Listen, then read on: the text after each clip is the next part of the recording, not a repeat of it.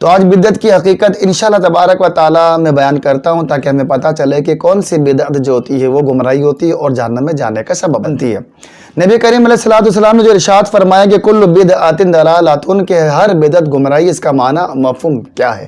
اس حدیث پاک کی شرح میں حضرت سیدنا شیخ عبداللہ محدث دہلوی رحمۃ اللہ تعالی علیہ اشعۃ اللمعات میں فرماتے ہیں کہ معلوم ہونا چاہیے کہ جو کچھ نبی کریم علیہ الصلوۃ والسلام کے بعد نکلا اور ظاہر وہ بدعت کہلاتا ہے۔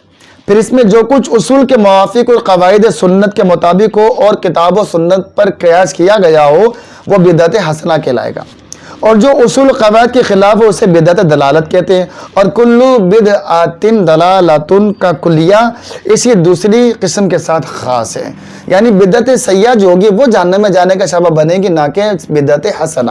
تو اس سے پتہ چلا کہ بدعت جہنم میں جانے کا سبب نہیں ہے، بلکہ وہی بدعت جہنم میں جانے کا سبب بنے گی جو سنت کو مٹانے والی ہو۔ تو امید ہے کہ آپ کو بات سمجھ آ گئی ہوگی۔ اللہ تبارک و تعالی ہمیں عمل کرنے کی توفیق نصیب فرمائے اور وسوسوں سے بچنے کی سعادت سے مالا مال فرمائے۔ وآخر دعوانا ان الحمد للہ رب العالمین۔